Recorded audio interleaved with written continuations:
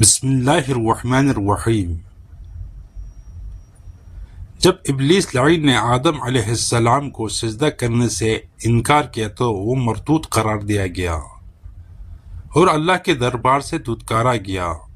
ابلیس نے اللہ تبارک و تعالیٰ سے یہ چیلنج لیا کہ تا قیامت نوع انسان کو راہ حق سے گمراہ کرتا رہے گا اور انسانیت کو خدا کی اطاعت سے نکال کر شرک میں مبتلا کرے گا۔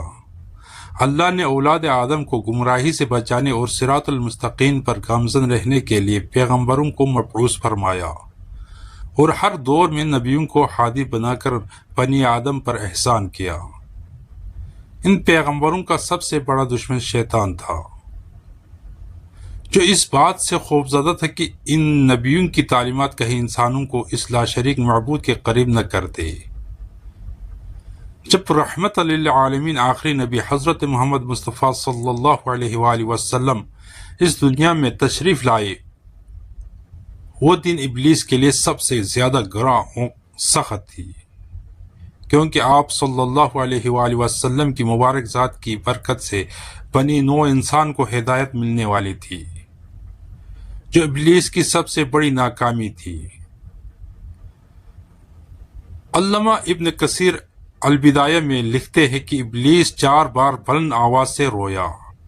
پہلی بار جب اللہ تعالیٰ نے اسے لعین ٹھہرا کر اس پر لعنت فرمائی، دوسری بار جب اسے آسمان سے زمین پر پھینکا گیا، تیسری بار جب نبی صلی اللہ علیہ وآلہ وسلم کی ولادت ہوئی، اور چوتھی بار سورہ فاتحہ نازل ہوئی۔ ابن ابی حاتم اپنی تفسیر میں حضرت اکرمہ سے روایت کرتے ہیں کہ آپ صلی اللہ علیہ وآلہ وسلم کی ولادت کی وجہ سے روئے زمین نور سے منور ہو گئی۔ ابلیس نے کہا، آج ایسا بچہ پیدا ہوا ہے جو ہمارے معاملہ خراب کر دے گا۔ تو اس کے ایک سپاہی نے کہا، تم جاؤ اس بچے کی عقل میں خامی پیدا کرو۔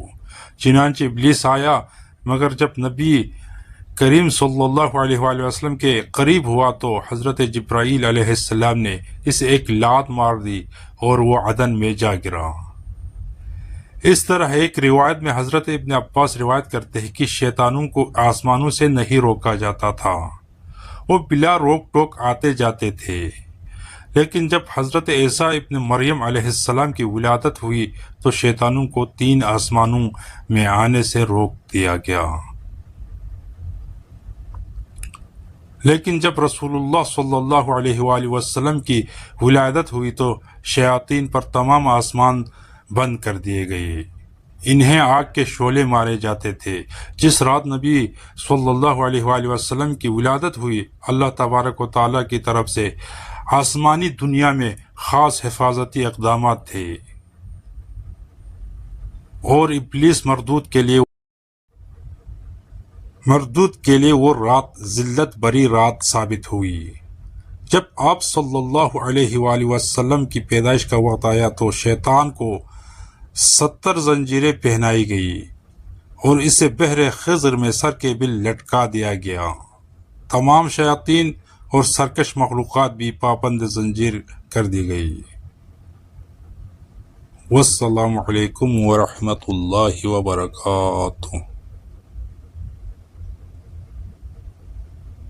ناظرین، ابھی تک آپ نے ہمارے چینل علی والے کو سبسکرائب نہیں کیا تو برائے مہربانی سبسکرائب کریں۔ شکریہ۔